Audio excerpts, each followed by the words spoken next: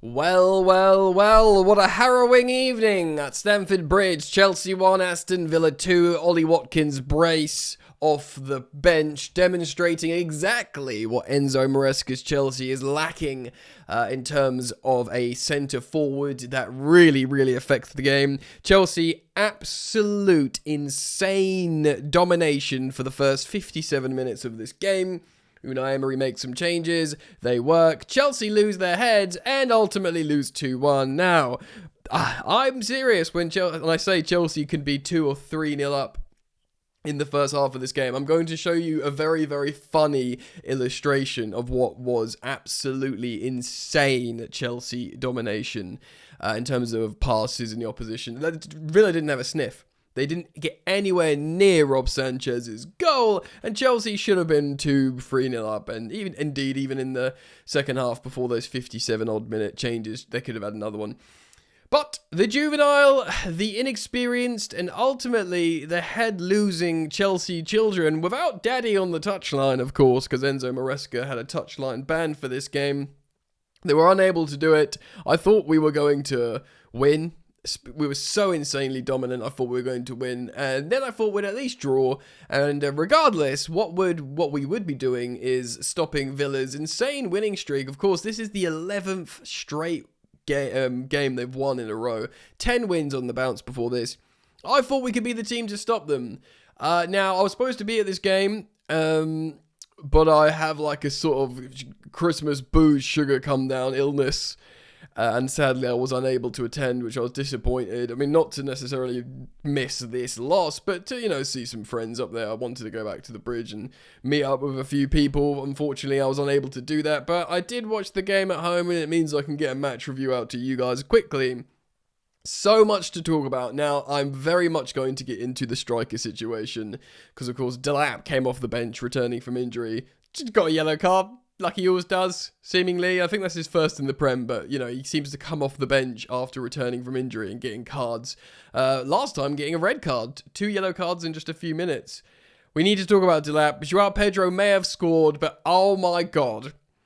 If there are any gods of fair, you give that goal to Reece James. It came off like maybe the side of his quad glancing in Joao Pedro. He didn't know anything about it. But it's nice that he scored another goal for him in terms of statistical numbers. But as a centre forward that helps your team in difficult moments of adversity, we just don't have it. We simply do not have it. So we're going to get into it, guys. Welcome back to Football Therapy. Thank you as always for your continued support of my content, my commentary on Chelsea Football Club, bringing you the news, the talking points, and indeed the match reviews. So please do, if you're on YouTube, drop a like on this video. It does help me out a lot. Consider subscribing if you're new, or if you're a returning visitor that's yet to subscribe.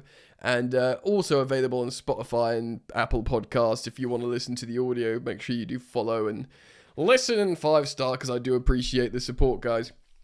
Now, for those watching the video, which of course you can do on Spotify as well, this is SofaScore. If you look on the left-hand side of your screen here, that first half is illustrated by Chelsea in green and Villa by blue, or purpley blue. As you can see, it's all Chelsea. It's not even a fluctuation, a flickering momentum, a piece of tiny bit of play with Villa, threatening Chelsea. Chelsea did get the goal, of course. It was a Reece James corner that sort of landed on Joao Pedro in the box in the 37th minute to put us ahead. But before then, we absolutely needed to score. But after then, we needed to score, because Villa, of course, the narrative coming into this game was they've gained the most points from losing positions, which was 15. Now it's 18. It's 18, so they've got an extra 3 to that statistic, which was, more than, significantly more than second place. I'm just looking, with Chelsea still got a higher rating than Aston Villa in this game, despite losing. Chelsea getting a 6.9, with Aston Villa getting a 6.78. Let's have a look, just for let's do this, guys. It's a game of 2 halves. Chelsea are never good in both halves. Yeah, we're only allowed 1. Last week it was the second half against Newcastle. This week it was the first half. Basically, 2 expected goals in that first half to Aston Villa's 0.00. Absolutely nothing. 2 big chances to the nothing. 10 shots from Chelsea to 0. 71, over 70% possession. So they had 29% possession and 0 shot, 0 XG to Chelsea's 2. We needed at least 2 goals in that first half, and indeed the opening segments of the second half. But if you look at the second half statistics, Chelsea did start until those Unai Emery changed as well in terms of momentum. We still had actually the majority of the ball in the second half, 52-48. But they scored 2 goals out of 1.05 XG. 2 Ollie Watkins goals, and that's going to be sort of like the narrative here, guys. Ollie Watkins comes off the bench. It's not just scoring 2 goals, yeah, off whatever XG he had, because it just demonstrates what a freaking baller he is. It's what he did in terms of pressure alleviation, running the channels. I'm just looking now at what XG he had.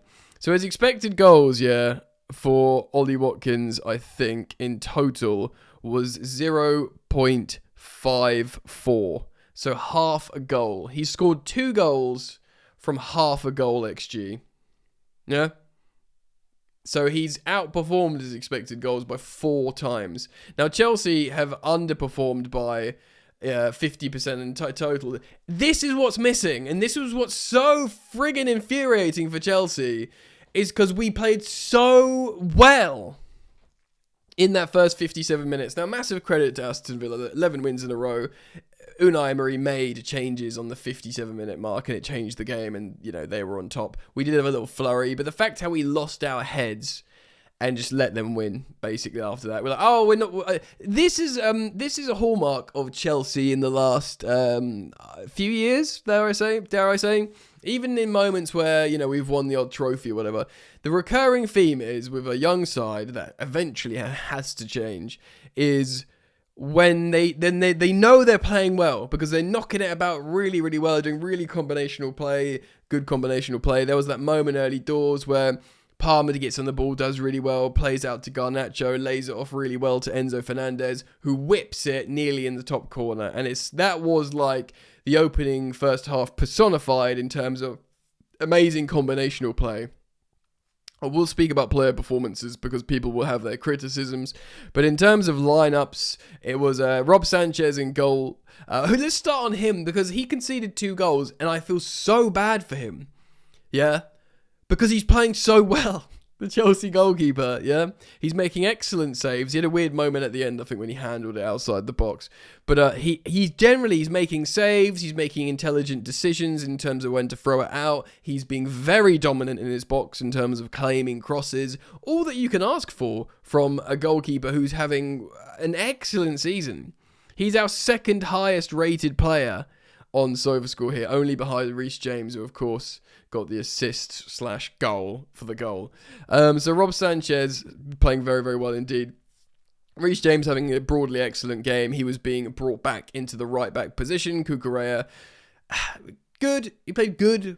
The centre-back partnership of Badiashile and Trevo, I mean, they didn't have to do much in the first half because as a team, we were collectively squeezing up on them so hard, but they were the 2 lowest rated players in the Chelsea squad that day. Badiashile, who had a great first half, I think, for the opening goal. He was very poor. For the opening Villa goal, he was poor.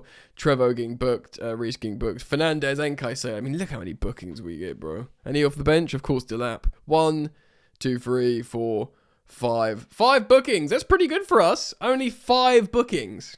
You know, usually we get, I nearly swore, a lot. So Trevo in his preferred right position, Enzo Fernandez and Caicedo both in the midfield, playing pretty well, knocking it. Caicedo had an insanely good first half. And look, the attacking 4, yeah, I know the biggest criticism here is we didn't score the goals, but they did lots of good stuff. Pedro Neto on the right, Cole Palmer looking like he's had moments in the 10 behind Joao Pedro. I think Joao Pedro's got a very kind 7.4 rating here, which is the joint 3rd highest for Chelsea, purely because he got the goal. But let's have a look at him. I want to see his passing and stuff. So I'm looking at his passes now.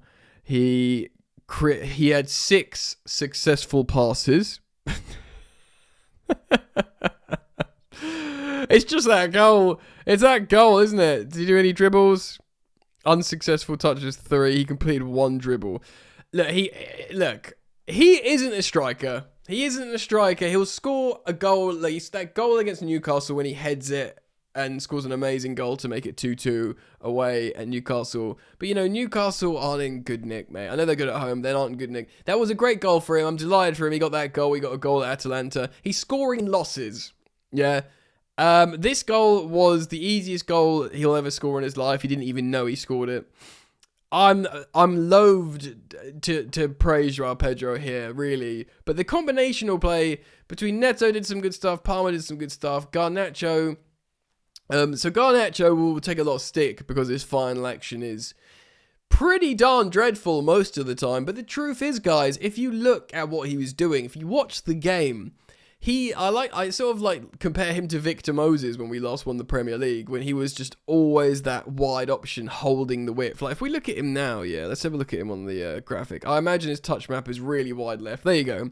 He's just he always receives and offers something in that deep left channel, yeah? So Pedro Neto, he'll be that wide right, but he sort of got up and down a little bit more. It's Alejandro's Garnacho to stay forward and offer that. That's what Victor Moses did when we won the league. He was always available in that wide space to receive. Pedro Neto getting up and down a little bit more. Cole Palmer playing as a number 10, slightly more in the right-hand slot. This is Joao Pedro. Few touches centrally, not much. Enzo Fernandez playing in the left pocket a little bit with Cole playing in the right pocket a little bit. And Caicedo being just, of course, the destroyer across the pitch. Reece James playing as a conventional right back. Cucurella not getting forward too much, of course, because Garnacho's camped out there. If you see the heat map, he never goes past a certain point, Cucurella, because that's where Garnacho will be. It kind of worked, and Garnacho was doing his job. He was always receiving the ball and getting there. He's kind of, he's not elite. He's not as good as Pedro Neto. He's younger than Pedro Neto, of course, by 4 years. He's still so young. Maybe 3 years. I don't know how old he is. He's early 20s, Garnacho. I think he might even be 21, which seems insane. He is still 21, bro. He doesn't turn 22 this season, so he's still so young. It's just because he's been around forever. Garnacho's fine. He's fine. He's doing what he's told. He's doing what he's told. But look, the truth is, guys, you look at this on the left-hand side of your screen. For the first hour, Chelsea had their foot on the throat of Aston Villa. It could have been 3 or 4 in terms of, where they were playing the game. It was in the 59th minute, 58, 59. It was a triple change, yeah. So it was an hour. An hour in, it took 3 minutes. Watkins, Sancho, and Amadou Onana comes on. They changed the shape slightly in the tactics. Unai, of course, is an excellent tactician. Ollie Watkins scores. And then he obviously goes on to score the winner in the 84th minute. I think it was a corner. It was a cross from Tielemans, and Watkins heads it in, and it's an excellent header. You look at how he meets that ball and where he heads it to where, Rob Sanchez can't do anything. And it's a perfect demonstration of what Chelsea's missing. And Ollie Watkins hasn't even been starting much this season. Of course, he rode the bench for friggin' Donyell Malen in this game. Morgan Rogers was the man of the moment. He's been scoring loads of goals, of course. It was sort of him versus his bestie, Cole Palmer. And he was on the winning side. And look, go and win the league, Aston Villa. Yes, I'd much rather it be you than Man City or Arsenal, but I just don't think they will continue it. Of course, the most painful thing is 2 of their key players in Kamara and Cash in this game got suspensions against Arsenal, their next game. So it's almost like we doubly hurt ourselves. We lost the game and then we weakened them before they play Arsenal, which is horrendous scenes. But for me, it's pretty simple, man. We've shown how well we can play, how well we can knock it about, and so many freaking passes around the opposition area. Just 10 shots in that first half alone. When it should have been more shots as well. But that's such a high shot volume. It could have been probably should have been in terms of the combinational play. If you had some players with just a little bit bigger stones on them, you get an extra 4 or 5 shots. You get 15 shots and a half to nil, and you keep them out entirely. Ollie Watkins scoring 2 goals of 0.5 XG. I mean, we had 2 XG So was that, he scores 4 goals before he plays for Chelsea in that first half, does he? If Chelsea have Ollie Watkins in the first half getting on the end of those chances, we score 4 goals. Look, I'm trying not to be too, reductive and silly here because he hasn't got loads of goals this season, but even when he wasn't scoring, Unai Emery was talking about what he brings to the Aston Villa side. Basically, it was demonstrated massively in this game here today. Absolutely insane, man. I mean, did we learn anything in particular? Chelsea need a striker. Chelsea need a striker. Chelsea need a striker. For me, it's just so obvious. I don't want to dig out Joao Pedro. I think he's a talented footballer. He's very young. He's only 23. He's scoring goals. He's pretty strong. He can hold the ball up. He's an excellent second striker. But then you're like, right, so we need a conventional centre forward. Liam Delap comes on, and Estevao comes on as well from injury. He doesn't really get a chance to do anything. Just to quickly show you here our substitute ratings. Malo Gusto comes on, sort of plays left back. Does he play left back? Sort of left midfield. Oh, he plays all over the gaff, really. Jamie Gittins comes on for Garnacho. Straight swap, different sort of profile of left winger. More 1v1 rather than just trying to run in behind him, cut in straight away or shoot or cross straight away. He'll sort of slow the game down, which will be good in a way. Him and Malo, I suppose, they got sort of average ratings. And then Delap and Estevao get bad ratings. I'm not going to, critique Estevao. He's 18-year-old Brazilian winger coming back from injury. For me, Delap's he's 23, Delap. Yeah. He's 23 years old. He's wearing Chelsea's number 9. He's had a season as a starting striker in the Prem. He knows what it's all about. He scored a, good bunch of goals. He just comes on, gets that fuggish yellow as well, where he just knocks the player over. What are you doing, bruv? What are you doing? Do you know what I mean? What are you doing? I was saying on my Instagram halftime live, I think I like Liam Delap, and I think he's going to become England's starting striker. Now, listen, stop and listen, pump the brakes. Obviously, Harry Kane's England's starting striker, and Harry Kane is so much better than Liam Delap will ever be. So let's not get it twisted, yeah? It just so happens England have one of the top 2 strikers in the world in Harry Kane. Yeah, that's the situation.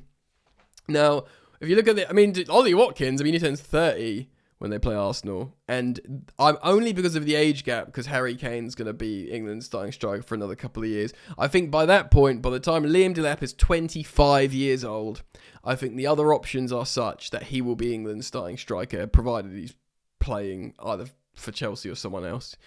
That's more of a criticism of England's striker situation than anything else. I think he will become, that guy. I think it's there for him if he takes it.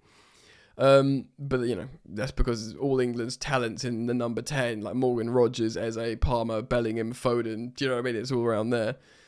So look, we need a striker. It's the same old story. I feel like I'm saying the same thing as we were saying before we signed Romelu Lukaku. And then we all signed Lukaku and it was supposed to fix all the problems. If you look at that combinational play, of all those players knocking it around in the first half, scoring, taking all those shots, creating all those chances, keeping the game played in Aston Villa's defensive third. You see all that and you just think, just put a big boy bread and butter finisher in there. Like, if you swap the strikers, Joao Pedro and Ollie Watkins, maybe not Daniel Malin, the starter. I know he scored a few goals, but to be honest, bro, give him, I know he didn't do much, but give him a chance in that first half when we were knocking it around their 18-yard box. See what Daniel Malin does. He might have done better. I just think it's just really obvious, and that's the situation. Anyway, it sucks. It sucks. I think we're somehow still in the top 5, which is crazy. Our Sunderland are yet to play, who could overtake us, and that's about it. Crystal Palace can't, I think, because of goal difference. So Sunderland could knock us out the top 5. And, they play... Who do they play? They play Leeds. So they'll probably beat them and knock us out. We are in a Champions League race. Nothing has changed. Aston Villa are very good. They're on an absolute tear. I mean, let's be fair. They've just won 11 games in a row. They've won 11 games in a row. They can't keep it up. They don't have the squad for it. They're in like the Europa League as well, which Unai will definitely try and win. And yeah, we're just sort of going to try and somehow squeeze away into the Champions League qualification, and that will be, you know, target met, and then we'll have a deep breath, look around the squad a year older and be like, right, can we get a striker? We have to sign a striker. We won't in January because we won't. Unless there's like an emergency meeting after this. Because you could easily say, the owners, the sporting directors, they look at that momentum meter and say, right, we've literally just played in their box for an hour and scored a weird goal that wasn't even an intended finish. Should we sign someone here? Like, what the hell's going on? Do you know what I mean? I wonder if it was an effect that Maresca wasn't on the touchline. That could have an effect. I don't know. It sucks big donkey, fellas. Let me know what you think, though. Please do leave your comments. Thank you for supporting me, as always, for liking and subscribing, for following and sharing, commenting and 5-starring across all podcast platforms. Oh, God. All right, gang. Take care of yourselves.